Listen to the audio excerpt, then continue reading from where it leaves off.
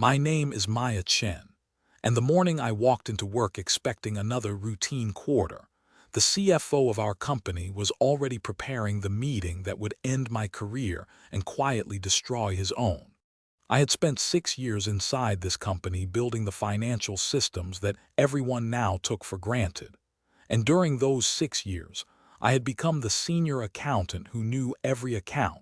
every vendor, and every quiet little number that lived inside our books. 18 months earlier, while reconciling a vendor account, I had discovered a payment of $2,300,000 that did not match any invoice we had ever processed in our actual operations.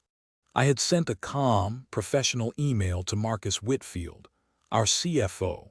asking him to clarify what the payment was for and which account it should ultimately be reconciled against in our books. Marcus replied within 20 minutes telling me the payment was a confidential strategic consulting fee, fully approved by leadership,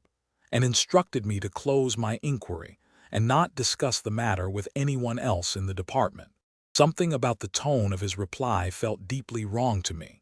the kind of wrong that lives in your stomach for weeks before your conscious mind finally agrees with what your instincts already concluded. I quietly forwarded the entire email thread, including the original payment record and Marcus's reply, to my personal encrypted drive, and then did exactly what he asked, which was to never mention the matter again. 18 long months later, on what was supposed to be an ordinary Wednesday, I was called into a conference room where Marcus, the head of HR, and our CEO were already seated and waiting with their expressions carefully composed. Marcus opened a folder, slid a printed financial report across the table, and announced that an internal review had uncovered a series of bookkeeping irregularities that all traced back to my account and my reconciliation work over the past 2 years. Marcus was framing me for the very transaction he himself had ordered me to ignore 18 months ago, and he was using the silence I had agreed to as evidence that I must have been hiding something terrible from the company all along.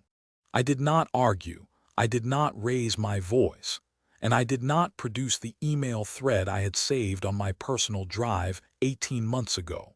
because something inside me understood that defending myself in this room would only accelerate what was already happening. Within 40 minutes, I was handed a separation agreement, escorted to my desk to collect my belongings, and walked out of the building by a security guard who looked genuinely uncomfortable about the entire situation he had been asked to participate in. I drove home in complete silence, opened my encrypted personal drive on my laptop, and pulled up the email thread from 18 months ago that Marcus had forgotten I might still have anywhere in my possession. There in black and white was Marcus Whitfield's own reply, his own signature, his own corporate email address. He had instructed me in writing to close the inquiry into the very payment that the company was now publicly blaming me for hiding. I spent the next 3 days carefully going through every email, every payment record, and every vendor relationship I had ever touched in those 6 years, looking for the patterns that I had been too trusting to see while I was still inside the system. By the end of the third night, I had identified 11 additional payments going to 4 different vendors. None of those vendor names appeared in any legitimate contract I had ever processed for our company in my entire 6 years there. Each of those vendors, when I dug into their state registration records and ownership documents, traced back through a small chain of shell companies to a single private holding entity, and that entity had Marcus's personal home address listed as its principal place of business. The total amount Marcus had routed through these fictional vendors over the past 4 years came to $14,200,000, and every single transaction had passed through the very systems that I had personally built and maintained.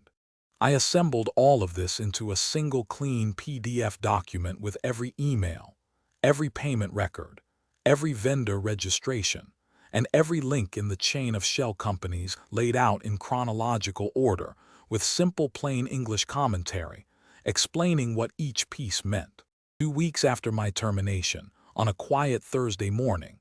I submitted that PDF and a sworn affidavit through the Internal Revenue Service's whistleblower program, which compensates reporters of large tax fraud with a percentage of any recovered funds. For the next 9 weeks, I heard absolutely nothing from anyone. And during those 9 weeks, I started a small bookkeeping consultancy from my dining room table, helping 2 local small businesses get their books in order while I waited. On a Tuesday afternoon in the middle of October, my phone rang with a number I did not recognize, and a calm woman from the IRS Criminal Investigation Division asked if I had time to come into their office that same week to discuss my submission. I spent the next 2 days inside a windowless conference room, walking 3 federal investigators through every single document I had compiled,